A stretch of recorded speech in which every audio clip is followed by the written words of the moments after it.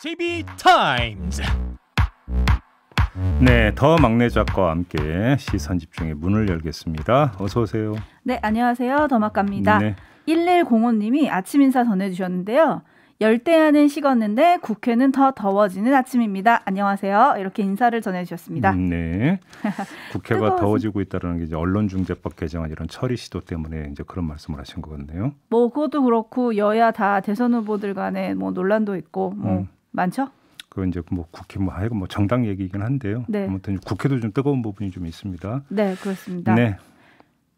에이스타임 가볼까요? 네, 어제 이 시간에 여야 정치인 인터뷰 그리고 유튜브 천기누설에서도 이재용 삼성전자 부회장의 가석방 이야기를 다뤘잖아요. 네. 박범계 장관이 이재용 씨만을 위한 가석방이 아니다 이렇게 강조를 하면서 특혜는 아니다라는 얘기를 했었는데 네. 또 다른 인물이 등장을 했습니다. 네. 수백억 원대 횡령과 배임 혐의 그리고 구속 후 20억 원 보석금을 내고 풀려나서 황제 보석이라는 논란을 빚었던 주인공 이중근 부영그룹 회장인데요. 네. 이분도 이번 주 금요일에 나온대요. 네.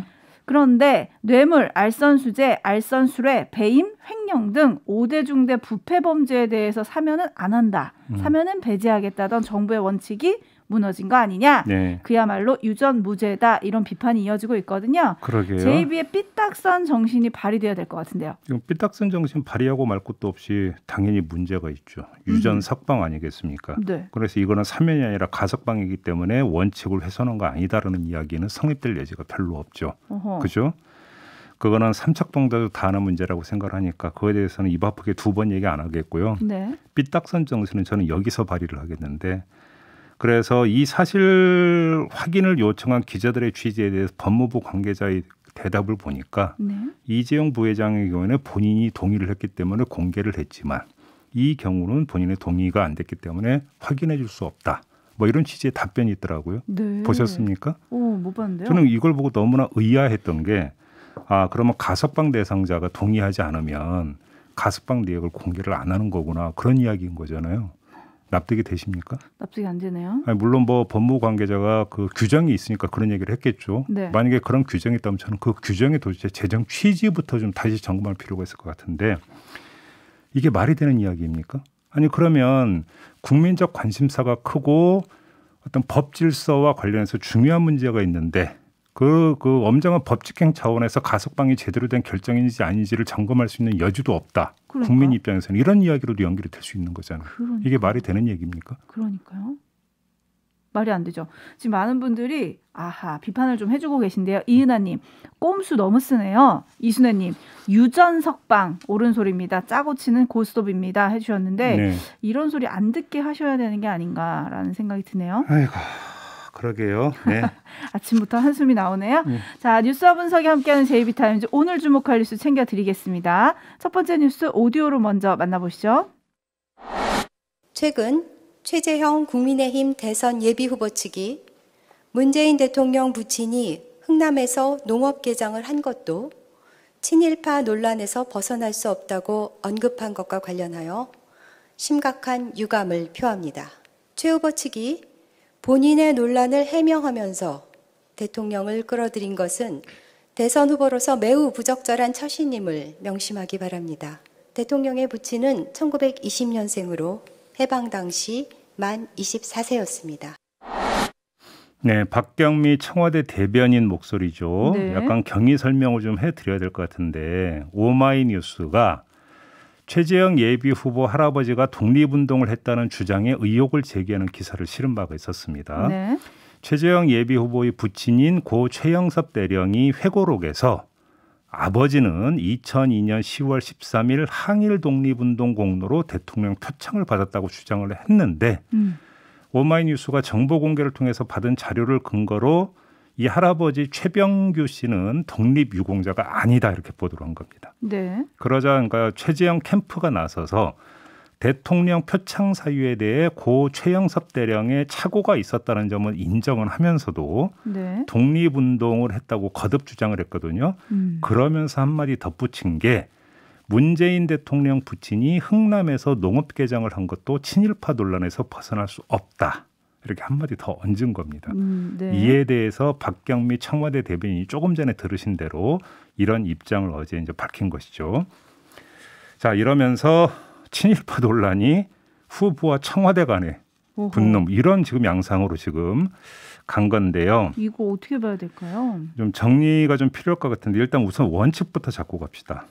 그러니까 조상이 친일을 한 경우 연좌제 금지 원칙에 따라서 후손인 사람에게 그 책임을 물을 수는 없습니다. 네. 이건 상식에 속하는 이야기이죠. 네네. 거꾸로 조상이 독립운동을 한 경우 가문의 영광이고 후손의 자랑일 수는 있지만 그것이 후보로서의 주요 평가 잣대가 되기도 힘든 부분이 있겠죠.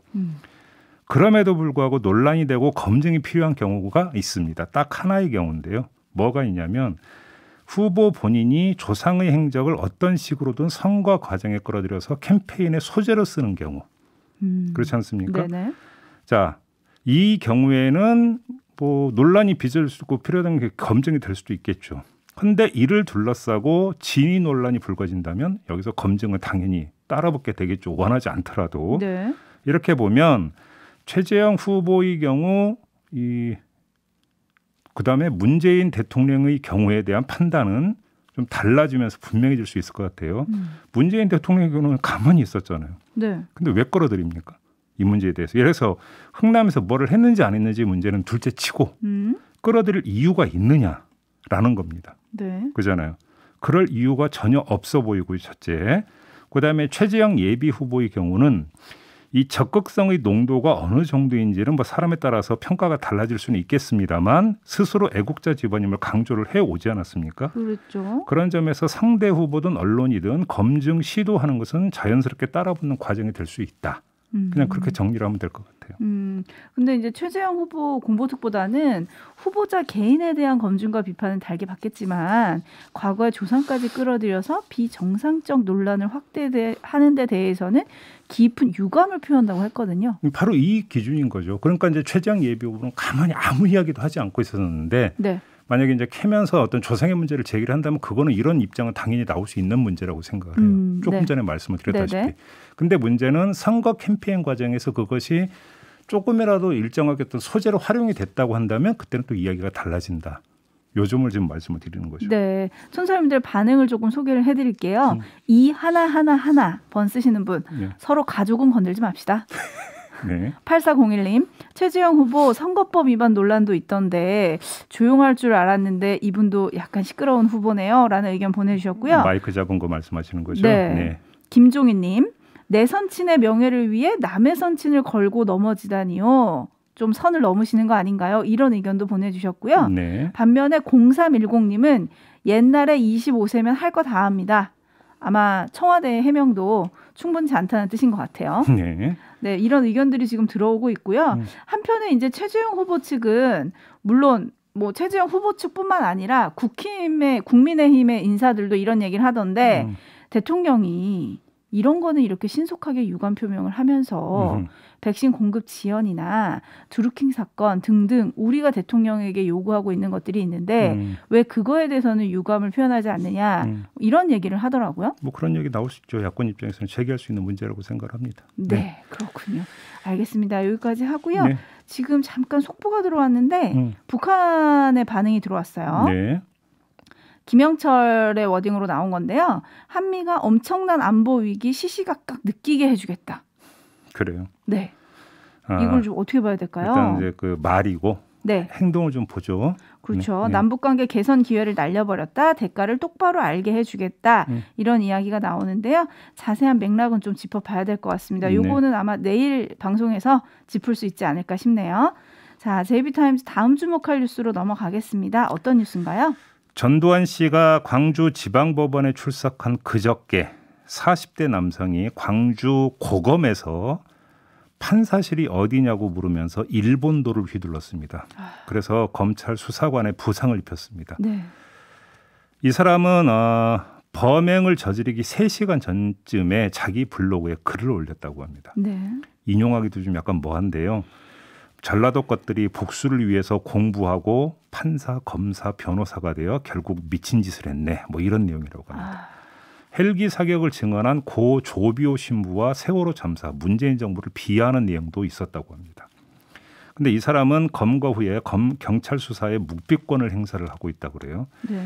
그래서 경찰은 프로파일러를 투입하기로 했다고 하는데 자, 단순 사건이 아닌 것 같습니다. 그냥 그 뭐 블로그의 내용이 공개되기 전까지만 하더라도 이 사람 왜 그랬냐 하고 이제 고개 갸우뚱그리고 넘어갔는데 네. 이 블로그 내용이 공개되면서 일각에서 일부 언론은 이거 혐오 범죄 아니냐, 뭐 지역 혐오 아니냐 이런 식으로 이제 보도를 했더라고요. 네. 그러니까 뭐 이제 그 뭐 다시 인용 안 하겠습니다. 아무튼 앞서 인용했잖아요. 그런 네. 것들은 이제 중시해서 이제 이렇게 이제 그 보도를 했던데 결을 좀 약간 달리 봐야 되는 부분도 있습니다. 그런 게 없다라는 게 아니라요. 오히려 그거 더 넘어간다. 플러스 예, 더 봐야 플러스 된다. 네. 이 부분인데 왜냐하면 자, 이 사람이 광주 고검에 가서 이런 짓을 저지른 게 혹시 이제 같은 날 있었던 전두환 씨 재판을 의식해서 벌인 것이냐 이 점을 봐야 되는 거예요. 왜 그러냐면 뭐 복수를 위해서 공부해서 판검사 된 다음에 결국 미친 짓을 했다라고 하는 게 어떤 건을 두고 좀 이런 이야기를 한 건지, 그죠? 이게 혹시 전두환 씨 재판을 염두에 두고 했던 발언인지 이걸 의심할 그 이유가 있는 게 고 조비오 신부도 지금 비하를 했다는 거 아니겠습니까? 네. 매치를 시키면 결국은 전두환 씨 재판과 관련해서 뭔가 어떤 그 잘못된 생각을 갖고 이런 짓을 저질렀다라고 해석할 여지가 충분히 있다라는 것이죠. 그렇죠. 만약에 이게 맞다면 이 사건의 성격은 그냥 혐오 범죄가 아니라 아주 비뚤어진 잘못된 역사 인식에서 비롯된 보복극이다. 헛발질로 끝난. 이렇게 봐야 되는 거 아니냐라는 것이죠.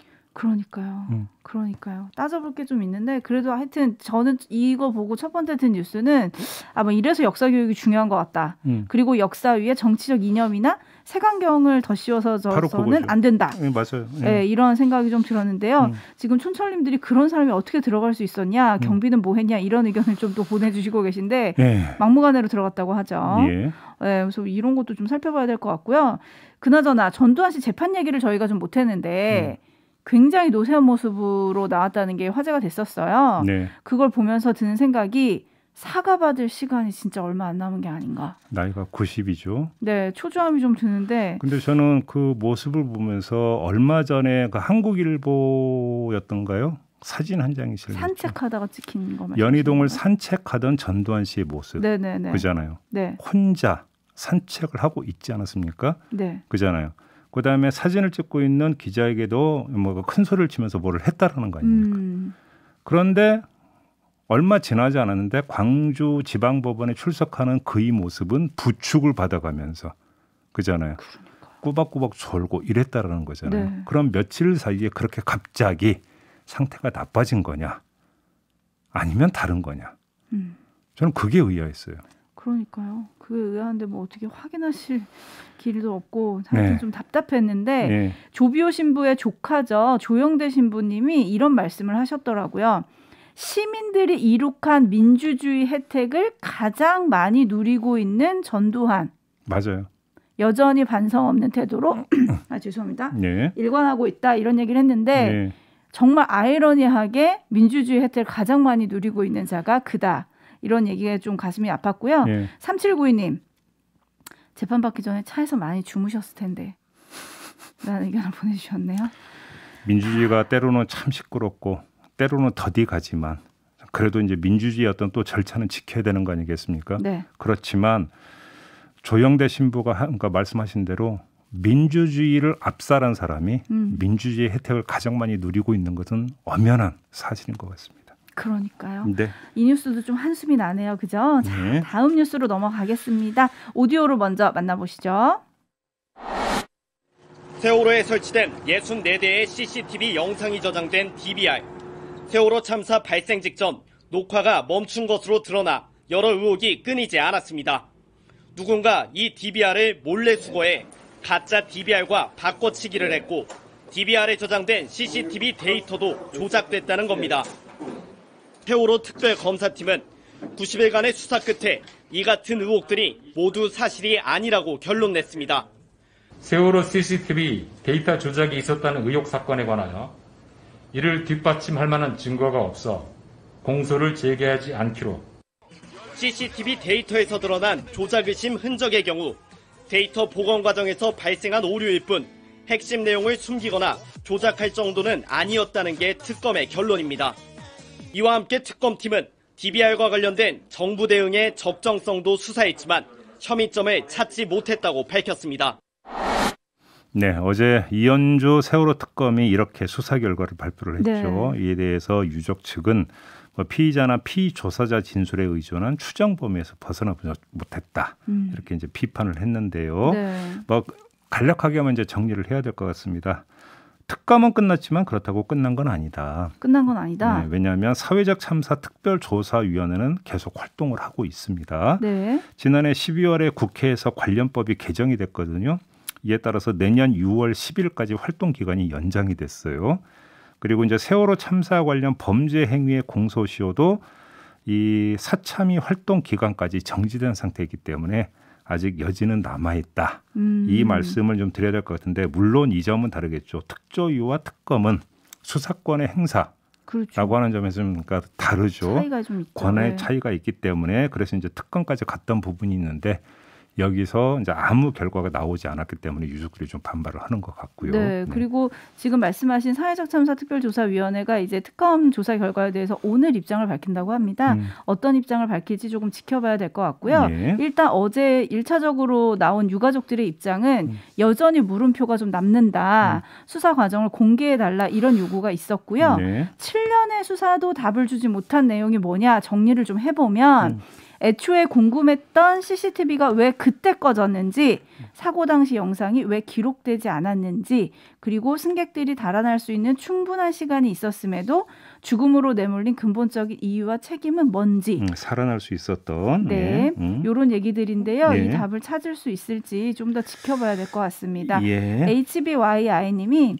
세월호는 누가 어떻게 왜 했는지를 꼭 밝혀야 하는 게 국가의 임무입니다. 이런 의견 보내주셨어요. 네, 이제 마무리를 해야 되는데 예. 코로나 또 2,000명 넘었다면서요? 네, 확산세가 심상치가 않습니다. 어젯밤 9시 기준으로요. 전국에서 발생한 신규 확진자 수가 2,021명이에요. 오늘 아침 한 보도에서는 밤 10시 기준으로는 2,090명이라고 그랬거든요. 네. 확진자 수가 최대치를 기록할 전망입니다.